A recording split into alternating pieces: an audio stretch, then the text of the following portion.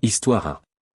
C'était une journée typique et ennuyeuse en cours de mathématiques, mais c'était un vendredi après-midi, 7e période, ce qui signifiait que la semaine touchait presque à sa fin et que les vacances de printemps étaient enfin à nos portes. Tout le monde était impatient, agité dans leur siège. Nous n'avions pas de test ce jour-là, contrairement à beaucoup de mes amis dans leurs autres cours, alors notre professeur, qui était très détendu, a décidé de nous faire jouer à des jeux sur sportclub.com.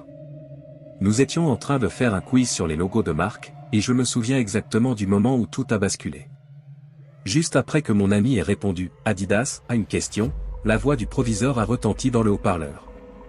Il semblait paniqué et affolé en nous annonçant que ce n'était pas un exercice et que nous devions nous enfermer immédiatement. J'ai eu des frissons et la chair de poule. Notre professeur, habituellement très calme, a éteint les lumières et nous a poussés vers le coin arrière de la salle avec une urgence inhabituelle.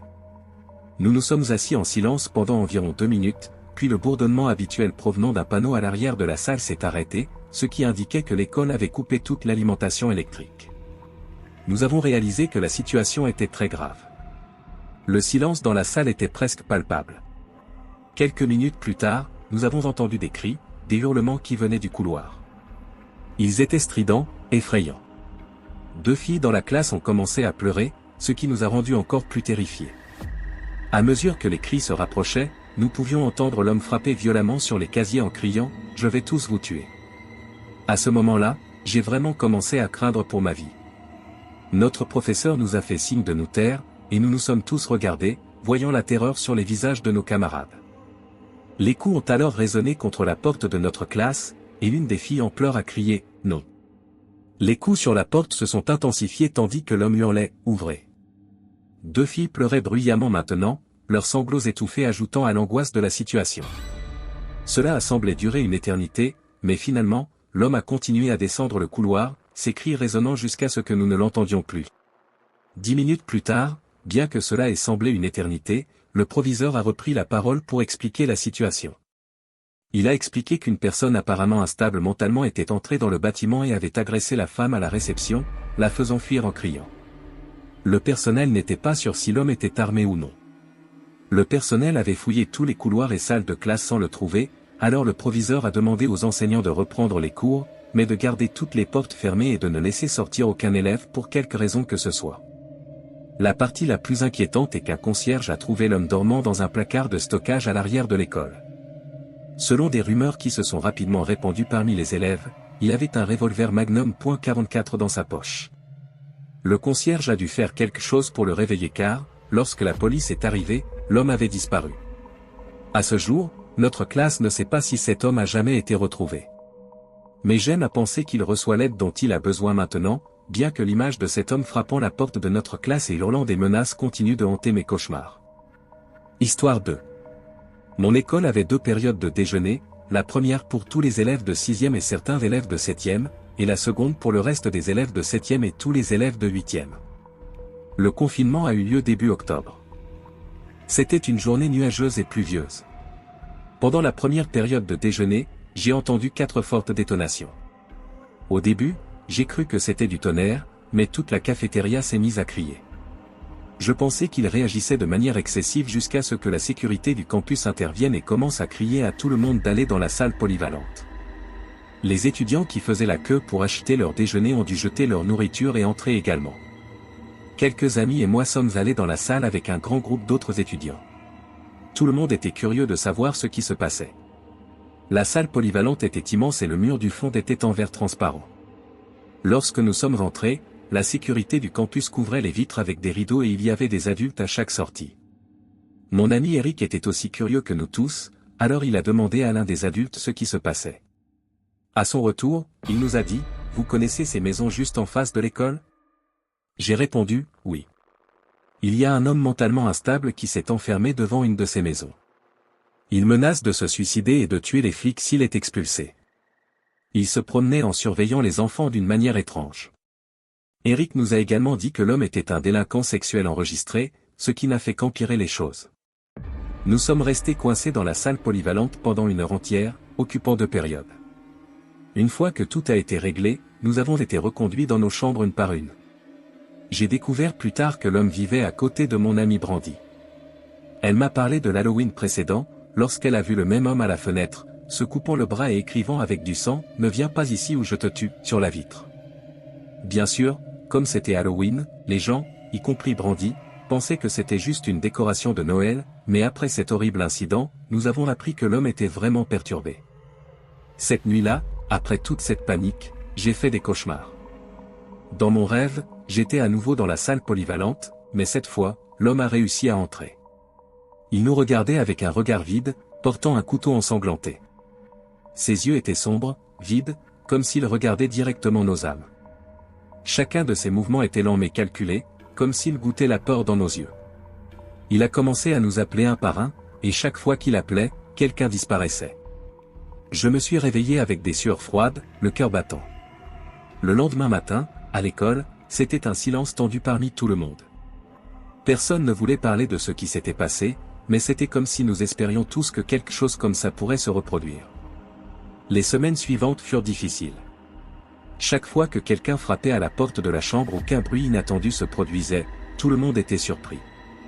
L'ombre de cet homme, ses menaces et la peur constante de son retour planaient sur nous comme un nuage sombre, nous empêchant de nous sentir à nouveau complètement en sécurité. Histoire 3. J'avais 22 ans, fraîchement diplômé de l'université, quand j'ai décroché un emploi dans mon ancien lycée en tant que stagiaire en informatique dans le sous-sol de l'école. Le sous-sol de l'école était très désordonné et mal organisé, mais il y avait un petit bureau pour 3 personnes qui était assez agréable. Nous avions 3 grands bureaux, 2 mini-réfrigérateurs, une télévision à écran plat montée au mur et une climatisation satisfaisante, un luxe que les élèves et les enseignants ne pouvaient pas apprécier dans l'école. De plus, tous les serveurs et autres équipements informatiques de l'école se trouvaient là. J'ai obtenu ce poste parce que 3 de mes anciens professeurs d'informatique m'adoraient. Je pouvais vraiment les considérer comme de vrais amis, pas seulement comme des figures d'enseignants. Ils ont énormément aidé à décrocher ce travail. Tout allait bien jusqu'à ce qu'un événement effrayant se produise il y a quelques semaines. Mes 2 collègues de travail, Dave et Gary, qui partageaient le bureau avec moi, n'étaient pas là à ce moment-là. Ils étaient en haut, en train de travailler sur quelque chose. Je mangeais mon sandwich pendant ma pause déjeuner lorsque j'ai reçu un appel téléphonique d'une des femmes de la réception, me disant que l'école était en confinement et que quelqu'un, possiblement armé, était entré dans le bâtiment. Il n'y avait pas grand-chose que je pouvais faire à part éteindre les lumières, car, étonnamment, bien que ce bureau soit agréable, il n'avait pas de véritable porte, juste une grande ouverture, et la porte du sous-sol n'avait pas de serrure fonctionnelle. Pour ma propre sécurité, j'ai éteint toutes les lumières du bureau et l'écran de mon ordinateur. J'ai laissé mon téléphone sur le bureau, envoyant des messages à Gary et Dave, mais ils n'ont pas répondu. Je suis resté assis là dans le noir, jouant à des jeux sur mon téléphone pendant environ 20 minutes, attendant l'appel de la réception m'informant que je pouvais reprendre le travail. Je n'avais aucune idée de ce qui se passait, je ne pouvais rien entendre d'en bas. Je n'avais pas non plus le droit de passer des appels jusqu'à ce qu'on m'informe que le confinement était terminé. Soudain, la porte bruyante du sous-sol s'est ouverte, et le son du grincement a résonné dans le sous-sol et dans mon bureau. Je me suis levé de ma chaise, ne sachant pas si je devais appeler Gary ou Dave. J'étais impatient d'obtenir des informations de leur part. Quelqu'un est alors descendu en courant, et les pas se rapprochaient de mon bureau. J'ai poussé ma chaise et me suis glissé sous le bureau. Quelqu'un est entré dans le bureau, mais n'a pas allumé les lumières. Il y a eu juste du silence. Je ne peux même pas décrire la peur que je ressentais, c'était comme si je faisais un seul bruit, je serais un homme mort. Soudain, mon téléphone a émis un son de notification en recevant un message texte. J'ai senti mon monde entier se rétrécir et mourir à cet instant alors que je serrais les dents de peur. Les pas se sont déplacés brusquement vers moi jusqu'à ce que, finalement, je sorte de sous le bureau, suppliant la personne de ne pas me tuer. C'est alors que quelqu'un a attrapé mon bras et m'a tiré vers le haut. C'était un homme en chemise à carreaux rouges, jean et casquette rouge et noire. Il m'a dit, « Ça va, je me cache juste ici avec toi. » Que se passe-t-il là-haut? Je lui ai chuchoté, mais il a ignoré ma question et m'a demandé s'il y avait une sortie par ici. Je lui ai dit que oui, par là. Avant qu'il ne puisse faire quoi que ce soit d'autre, j'ai demandé, « Qui êtes-vous » Il y a eu un bref moment de silence avant qu'il ne commence à expliquer qu'il était venu chercher son fils quand un professeur lui a dit de se cacher. J'ai vérifié mon téléphone et j'ai vu que le message que j'avais reçu était de Dave. Il disait, « Mec, c'est dingue. Un homme avec une arme a tiré sur Monsieur Buckley. Il porte une chemise rouge et une casquette. Quoi que tu fasses, ne monte pas. J'étais sur le point de relire le message à haute voix à l'homme jusqu'à ce que je réalise, j'ai levé les yeux et senti mon estomac se nouer. L'homme semblait avoir compris mon regard suspicieux. Désespéré, tout ce que j'ai pu penser à faire a été de courir vers les escaliers. Un coup de feu a résonné dans le sous-sol, et j'ai entendu la balle ricocher sur quelque chose de métallique dans l'obscurité. Mais, grâce à Dieu, cette balle ne m'a pas touché, et j'ai réussi à monter. Heureusement, la police attendait à toutes les sorties, y compris celle du sous-sol, et a arrêté l'homme dès qu'il a ouvert la porte. La bonne nouvelle est que notre professeur, M. Buckley, a survécu à la balle. Il a été déterminé par la suite que l'homme et M. Buckley avaient une querelle pour une raison quelconque, mais cela n'a jamais été révélé.